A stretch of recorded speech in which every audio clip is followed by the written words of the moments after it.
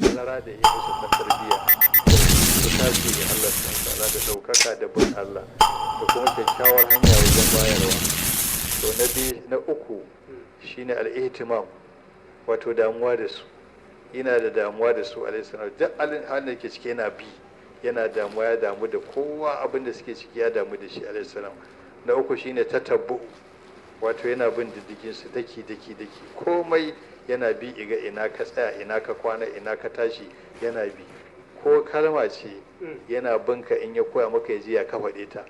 Kaga addu'a da ya ta kwanciyar bacci da ya magana, Allahumma inni aslamtu nafsi ilaika wa fawwadtu amri ilaika wa alja'tu zari ilaika haybatan wa ragabatan minka la manja wa la malja minka illa ilaika amantu bi kitabika allazi anzalta. Shi sahabin sai ce wa bi rasulika allazi arsalta, sai ce la wa bi nabiyyika allazi arsalta, zaka ci. To tatabbu kenan yana bin su. Sannan na biyar shine qiyada, jagoranci. Ma'ana jagoranci, dukkanin wanda yake tare da shi annabi alaihi ya gane shi, ya gane ɗabi'unsa, kuma ya gane lafiyarsa da ƙarfinsa, da abin da hankalinsa zai karɓa da wanda ba zai iya ba, da abin da jikinsa zai karɓa da ba zai iya ba, duk ya san wani. Shi sa duk wanda zai ɗora wani abu zai ɗora masa abin da ba zai fi ƙarfinsa ba ko toce fuska. Wani duk abin da za a yi da shi zai bar shi a soja falan ɗaya, ba zai iya jagoranta ko mutum ɗaya ba, ya san haka. Wani kuma ka haɗa masa mutum 1000 zai yi nasa aikin kuma zai tafi da wa'yancan. To wannan haka yake alaihi salatu wassalam. Sannan yana lura da wanda ya samu karaya a zuci, in abu ya taso ya yarda sai ya fahimci wanda ya samu karaya, to sai ya jaburu, sai ya ɗora shi wannan duk ɗabi'a sa ce alaihi salam.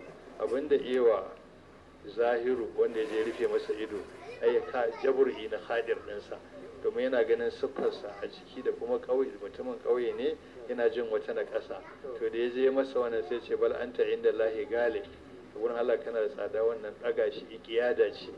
Haka julai biyu haka yi masa, shi ma a ƙirarsa da kamanninsa ya ɗauki kansa ba kowa ba, yana jin tawaya a wajen shiga da talauci da ƙila ta jikinsa. Saboda ya ɗaga shi alaihi salamu, sai ya dubi yar gata kyakkyawa, sai ya sa kira mahaifinta, sai ce yana son ka aura mun wanci.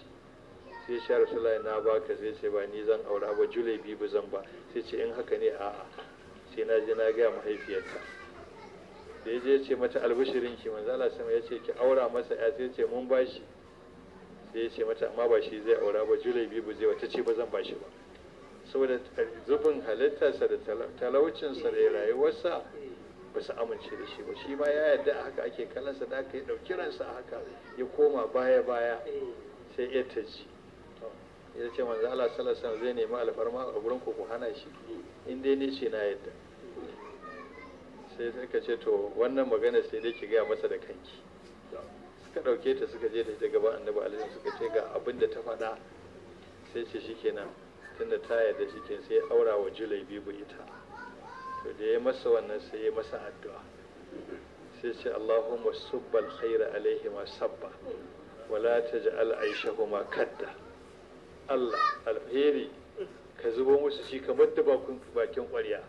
Allah kakka bar rayuwarsu cikin wahala. Kwana 4 sai Badar, sai Uhud kai ta tashi, sai julai biyu ya fita.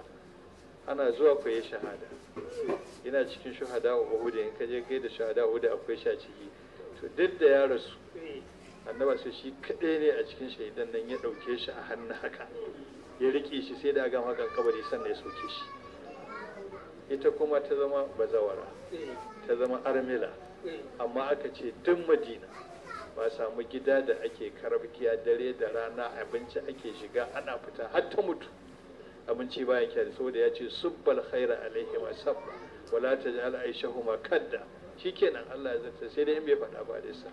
To wanda ita ce siffa 5 da yake da ita suka sa tarbiyarsa ta tsaya a cikin al'ummarsa, sabon suka karbe shi, wata ce kiyada. In akwai haɗirin mutum ya faɗi sai jabarinka, sai ɗora ka inda za ka shiga cikin kowa. Sannan abin da za ka iya zai ɗora ka, wanda ba za ka ba zai ɗora ka ba alaihi salam. Wannan ita ce jagorai. Sannan ta hammular masu'uliya, duk abin da ya faru a wurin yaƙi zai da shi, ya ji ya gani shi, ya ɗauka ba ruwanku. Ita ce kiyada. Assalamu alaikum.